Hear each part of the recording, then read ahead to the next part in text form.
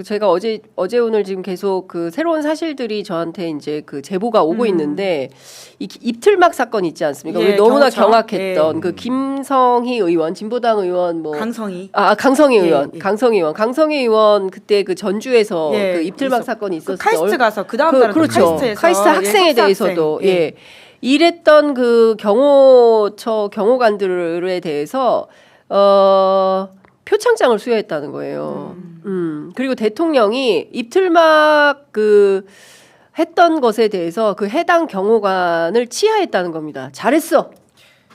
잘했어. 이렇게 치하를 했다는 것이고, 그리고 그때 그 2023년 1월 전주에서부터 시작해서 지금까지 진행된 다종다기한 입틀막 사건들이 있지 않았습니까? 카이스트 학생을 상대로 해서 또 있었고 등등 그런 사건들에 대해서 현장 책임자가 누구냐?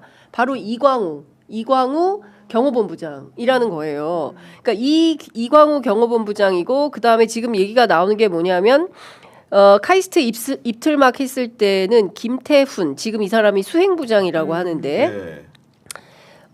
그리고 그 밖에 장종훈 수행부장 이런 사람들이 실제로 의자 의자 빼준 사람 있죠? 이런 부장들, 이런 사람들이 소위 얘기하는 처장, 차장, 그 다음에 본부장, 부장급들까지 이렇게 있는 겁니다. 그러니까 소위 얘기하는 지금 김용현과 그 다음에 그러니까 그 얘기를 하더라고요. 김건희 여사가 뭐 다 파벌을 만들지는 않았지만 김용현을 중심으로 해가지고 이 파벌이 형성됐고 이 사람들이 아직도 건재하다. 이게 진짜 심각한 문제다. 이런 얘기를 하고 있습니다. 그러니까 속된 말로 지금 경호처의 수뇌부가 굉장히 오염된 자들로 보이기 때문에 경찰이 빠르게 특수공무집행 방해 지휘를 한 책임자들 아니겠습니까? 빨리 입건을 하고 조사 압박을 통해 가지고 1차적으로 이들에 대한 관문을 넘어서는 것이 피의자 윤석열을 체포할 수 있는 첫 번째 지름길이라고 생각을 합니다. 그러니까 본인이 왕이라고 생각하고 지금 왕을 모시는 사람이라고 오해하고 있는 게 아닌가 싶은데요. 그분들의 월급은 저희가 드리는 겁니다. 우리 세금으로 다 그분들 월급을 받고 있는 건데 마치 윤석열의 사병인 것처럼 지금 움직이고 있는 이 작태들이라고 하는 것은 거기는 소도도 아니고요.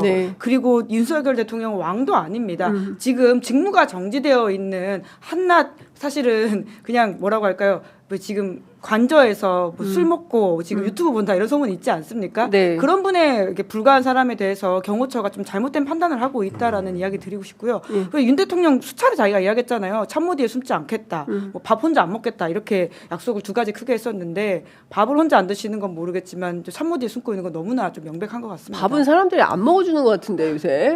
그 오찬하자고 했는데 거절했다면서요, 국민의힘. 그다음에 심지어 아사히 신문 오늘 보셨죠?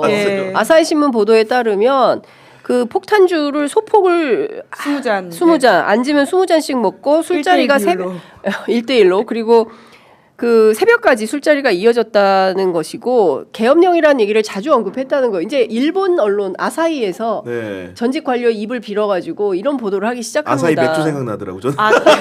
바로 그냥 아사히 맥주로 소맥을 20잔씩 먹는다니까. 근데 저는 사실 그 보도 보면서 대통령 일 때만의 일일까. 사실은 윤석열 대통령이라는 사람의 그 어떤 음주에 대해서는 굉장히 유명한 사례들이 많기 때문에 대구에 있을 때부터 얘기 들었어요. 기자들 불러가지고 술 먹이고 노트북 잃어버리고 안경 깨지고 핸드폰 박살나고 뭐 이랬다는 일들 견적이 세게 나온다 이런 소문이 있지 않았습니까? 그 모습이 변하지 않고 우리 대통령이 되고서 더 심화돼서는 결국은 극우 유튜버 중독으로까지 가게 된 그 양태가 일본 언론에까지 보도된다는 게 너무 부끄럽죠. 그렇습니다. 아니 이게 정말 그렇잖아요. 일본의 유력 언론에서 이 내용을 보도한 겁니다. 우리 대통령이 소맥을 20잔씩 먹고 새벽까지 먹다 보니까 주변의 참모들이 괴롭고 이런 얘기들을 전직 관료의 전언으로 한 것이고 그것도 모자라서 극우 유튜브에 너무 빠져 있다 보니까 반국가 세력이라는 표현을 쓰게 된 것이다.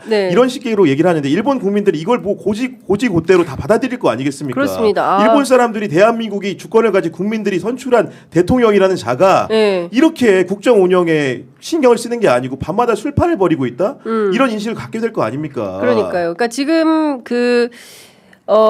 사실 해야 되는 일들은 안 하고 사람들 불러가지고 앉은 자리에 근데 20잔을 어떻게 먹어요? 저는 제가 좀 먹어서 아는데 20잔을 먹으면은 어떻게 돼요? 정상적인 사고가 불가능합니다. 그날은 좋아요. 생체 실험. 생체 실험. 생체 실험. 예. 그날만 사는 겁니다. 그날만. 그날만. 네. 다음 날 괴로워요. 국정 운영을 할 수가 없어요. 오전에. 그러니까 가짜 출근했다는 거잖아요.